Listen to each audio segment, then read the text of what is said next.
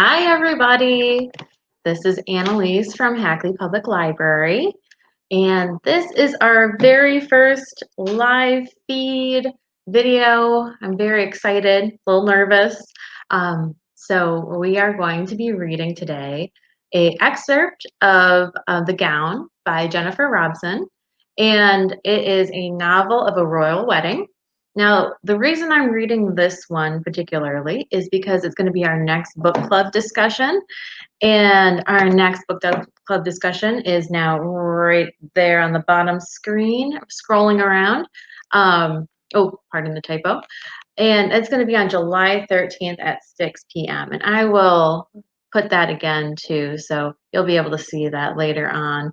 But I thought it'd be fun to kind of give you guys a little bit of a taste of what this book is, what it's about, and if you want to continue to read on and come to the discussion, we would love for you to do that. The book is available on Hoopla and Overdrive. There are a few holds on Overdrive though, but with Hoopla, there are no holds. As many people as you want can read it and check it out or listen to it. If you listen to that one, she does have a British accent, which I do not, so that one might be a little bit better. But here we go with The Gown. Oop, right there. And I'm going to read it on a tablet here too. So keeping with the digital theme. All right. Chapter 1, Anne, Barking, Essex, England, January 31st, 1947. It was dark when Anne left work at 5:45, and darker still when she reached home. Normally, she didn't mind walking from the station. It was only half a mile and gave her a chance to clear her head at the end of the day.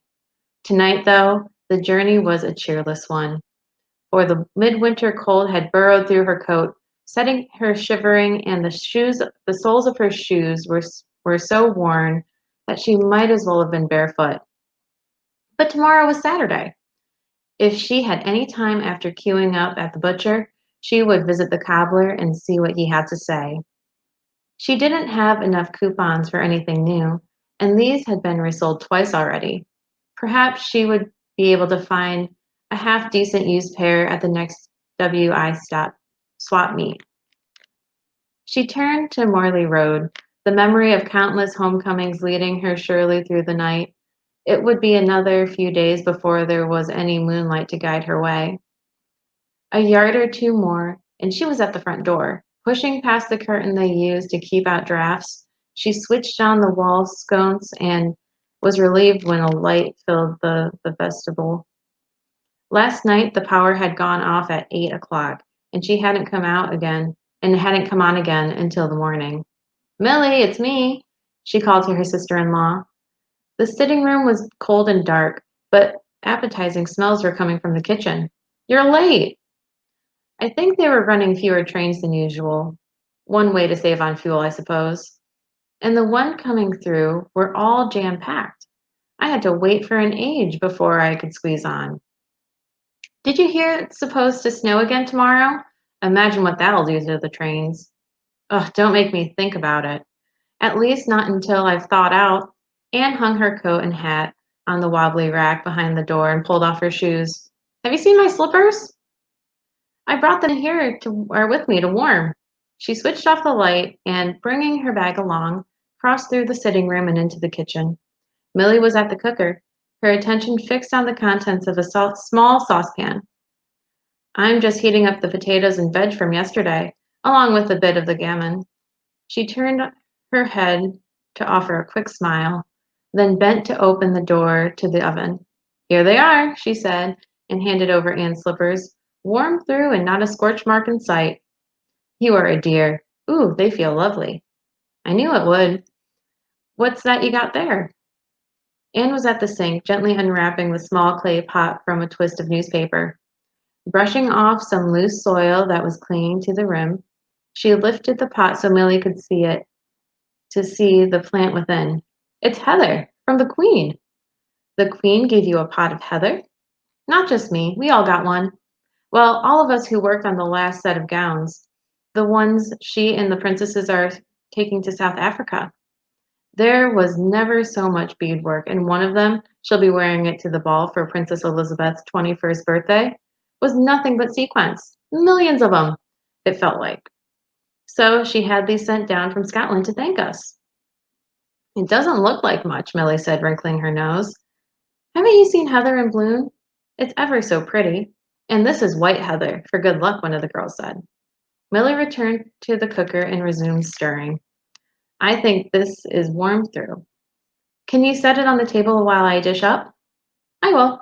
And I'll switch on the wireless too. We can listen to the 7 o'clock news on the light program.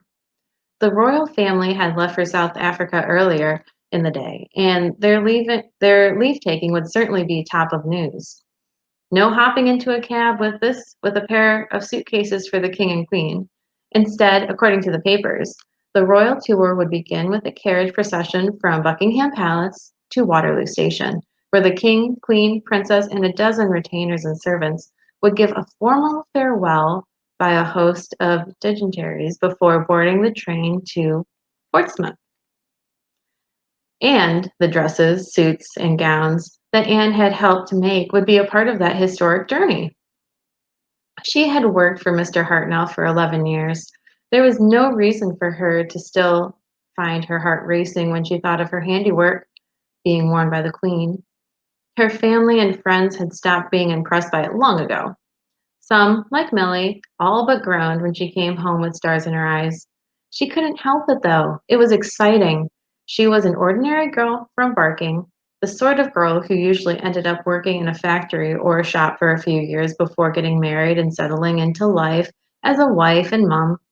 Yet, by some twist of fate, she had ended up working for the most famous dress designer in Britain, had risen to one of the most senior positions in his embroidery workshop, and had helped to create gowns that millions of people admired and coveted. All right, so that is just a quick little excerpt of The Gown by Jennifer Robson, which we'll be reading for our book discussion. Again, here is the time. It's going to be on July 13th at 6 p.m. And if you liked it, you can keep reading more of it, getting it with your library card from Hoopla or Overdrive. And that is all. I hope you really like this live version. If you want to comment, please feel free to do so. And hopefully we'll see you very, very soon. Have a great day. Bye.